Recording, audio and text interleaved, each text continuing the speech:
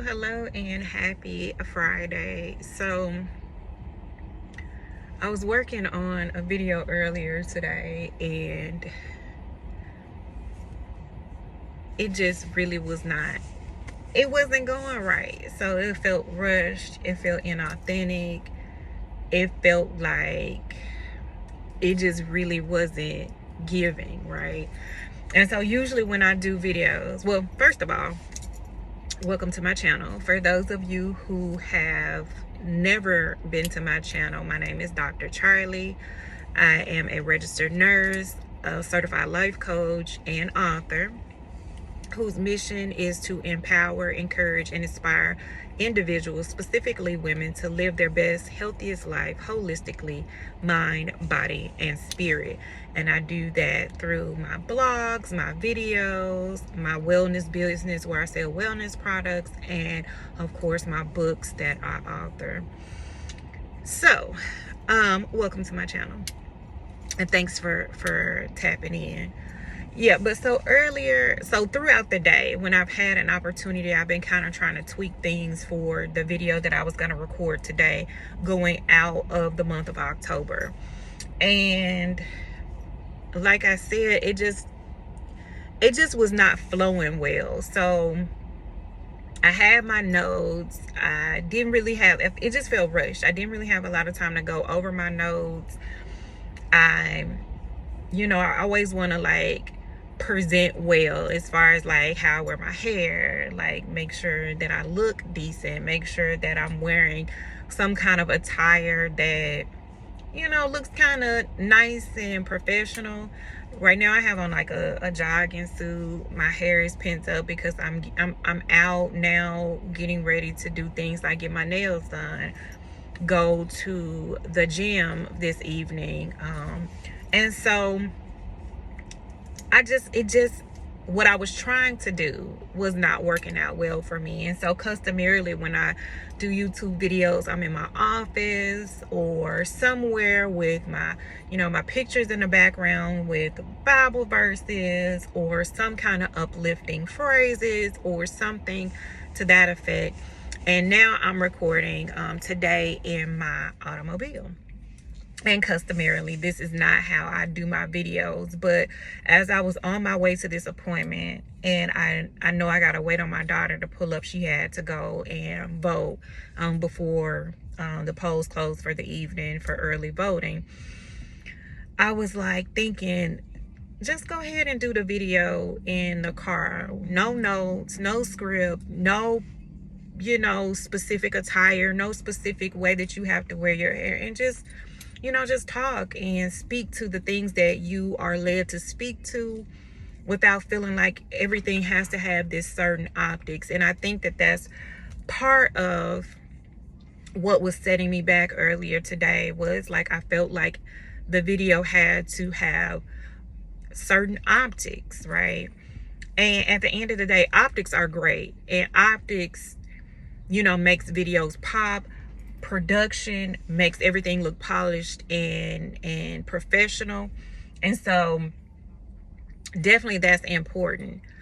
But more important than the optics, more important than the production, is the message that is being given. And so sometimes a message has to come forth whether you have all the ducks in a row or not. And so when I was on my way, like I was saying, when I was on my way to the appointment, driving, it just hit me just do the video. Do it in your car. No, it's not what you usually do. No, it's gonna be impromptu. No, it's not gonna be prepared. Yes, you might stumble over your words sometimes. Yes, you're gonna be in the parking lot or park somewhere and people may be walking by. Whatever. What do you need to convey? And does it have to be perfect and polished? And the answer to that for me was no. And so I was led to go ahead and do this video despite the fact that it's not customarily how I would like to do a YouTube video. If I was just doing a video just a post on Instagram or social media, then a car video is perfectly fine. I have no qualms with car videos. The barrier for me with this was just the fact that this is for my YouTube channel, and usually I try to do this as an educational piece. And I'm trying not to pay attention to the people walking by because it's October 31st and people have on costumes out here, and I'm over here by one of the college campuses. So yeah, anyway, so it's interesting to say the least. But the thing that I wanted to talk about today was identity, and how sometimes we can let life push us into a space where we're not being who we really are. And that could be because of upbringing, that could be because of social constructs, that could be because of relationships that we've been in, and we find ourselves functioning in a space or capacity that is not a true reflection of who we are. And that can sound kind of cliche, as far as like, be yourself, and then some people are like, well, who is myself? Because we wear so many titles as people, especially women. So you're somebody's daughter, you may be somebody's mother, you may be somebody's wife, somebody's girlfriend, you're whatever your title is for your job. If you function in any capacity in church, you're whatever position you are in that ministry. And so those are things we do, those are hats we wear, but those are not who we are. It's kind of what we do, not who we are. It's kind of roles that we fulfill, but that's not who we are. And so sometimes in the process of a life and experiences, we either never know who we really are, or sometimes we know and we forget who we really are.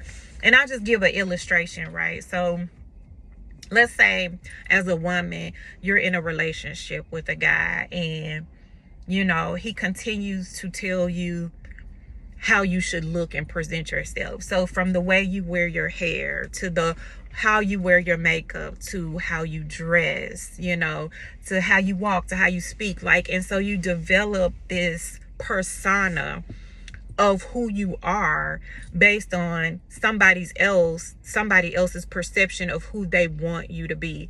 And you look up and you're aligning yourself with the identity of a woman that is not you. So you might like to wear jeans and Timbs, right? But the guy you're dating, he likes, his woman to be dressed a certain kind of way. So now you're wearing like heels and skirts, and it's really not you. And so that's a illustration of how sometimes life experiences, because you want to please the person you're with, you want that man to be attracted to you, and you see what he's attracted to. And let's just say it's a situation, and I'm just using dating as an example. This is not the importance of the message, but just an example of how we can allow situations or other people to influence how we see ourselves and how we present ourselves and who we tend to become. And so like you may be in this relationship, and so he's already kind of demonstrated to you or explained to you how he feels like you should dress, and how he feels like you should look, and how he feels like you should speak, right? And you start to function in that capacity for the way that he desires you to be, because you want him to desire you, right? And then like, let's just say you see on social media, he's liking certain videos or liking certain pictures of certain women that look a certain way. And then you start to find yourself aligning or emulating this image of who you think this man wants you to be. And before you know it, you look up and you like, what am I doing? Why am I doing this? Who really am I? You've lost yourself. Or I'll take it a step further, like as a wife and a mom, and I'll say for myself, being a wife and a mother were roles I loved playing. However, there were challenges and traumas associated with some of that part of my life. And But because I liked being a wife, I liked being a mom, like that became my identity, for lack of better words. Like it became who I was, like, so I wasn't looking at my being a wife and being a mother as a role or position that I was in. I was looking at it as who I am. So everything I did, everything that was of interest to me circulated, it revolved around being a wife and a mother. And so in that process, it's like, okay, sometimes we lose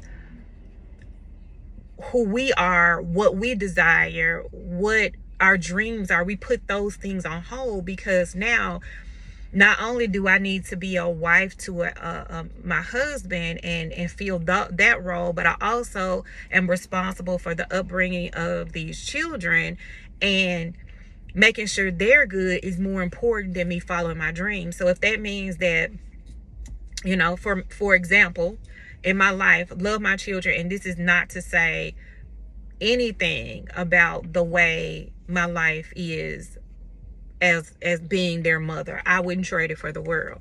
But when I initially became a mom, I was in college. And I had to put that on hold because I needed to go to work full time, because now I'm responsible for the life of someone else. And I need to be able to provide for my daughter. And then my son came along, same thing. I need to be able to provide for them. And being a college student and not being able to work a full-time job did not mesh well with what I had going on in my life. And so I had to pivot. And so I had to put my dreams and aspirations as far as my college education on hold so that I could be a mother. Now, for some people, that's a barrier for them, to the point where it's not a pause or it's not a delay in their progress to their goals. It's a complete halt and stop, and they never circle back to it. And so those are some examples of how life, how experiences, how other people can influence who we see ourselves as and what our identity becomes. Another example I'll give you, and I'm not gonna go too far into detail, is like some trauma from my marriage. And I for years and years, I don't really talk about it a lot, but I'm at a point now where I'm free from some things. And so while I don't go into detail, because I never want to come off as trying to villainize or demonize anybody in my experiences, but I do want to share my experiences, because you never know what could set somebody else free, or what your testimony can do for somebody else in their life, to give them inspiration or encouragement or empowerment to do what they need to do to move forward in their lives. So I am going to share my experience, and I will say in that experience, I came into that situation one way. And over time, I began to pour out what was being poured into me, if that makes sense. So the hurtful things, the negative things that I was experiencing, that I was internalizing, eventually got to the point where that's kind of the behavior that I was emulating, to the point where I looked at myself in the mirror one day and I was like, this is not you. Like, I broke down, like, this is not you. And I will never forget, one day my auntie, and she may not even remember this, but she said to me, where is the nice, sweet Charlize? Where is she? And honestly, she was buried up under a lot of hurt, a lot of pain, a lot of the things that have been done to and given to me. Like, what was being poured into me eventually is what I was pouring from. And so I do want to, there's just a little caveat there, women. When you're going through something and you may be in a situation where the person maybe that should, like, you pour into somebody and you should be getting poured back into some good, positive, loving, kind things, and maybe it's not, what's getting poured into you is not as good and as loving and as kind as it needs to be, or it's a mixture of both, or whatever the case may be. Make sure that you're pouring into yourself, right? So if you're pouring into your husband, you're pouring into your kids, but there's nobody, and you're pouring all the love and the kindness and the sweetness and all the things into them, but you don't have someone who is pouring those things back into you,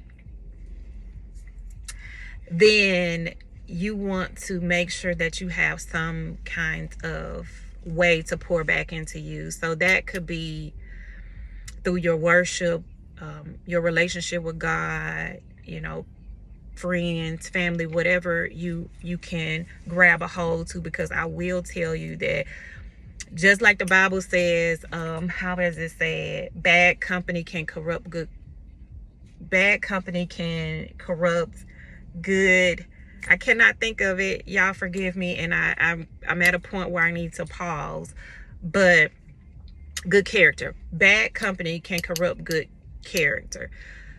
And I'm not trying to call anybody bad or anything like that, but sometimes people can only give you what they know. They can only give you what they have. They can only pour into you what they have to pour into you. And sometimes it's just not good. And if you're not pouring into yourself good, if you don't have any other outlets to pour good into you, and you're continuously intaking negative things, eventually those may be the things that come back out of you. And you may look up and say, man, who am I? Like, this is not me. And so I did have one of those moments where I looked at myself and I was like, okay, you have become someone who you really are not. And how do you get back to who you really are and who God created you to be? And that was in the moment that I knew, like, I need to really, really lean into my relationship with God so that He can take all of the yuck out of me that had been put into me for years, and put all the good things back into me. And in order to do that, I had to continue to get close to God and lean into God and get in the Word. I'm going to pause here because it's time for me to, my daughter has made it here, but this is just a piece of the episodes that I will be posting through the rest of the year in relation to identity. So everybody stay blessed. Take care.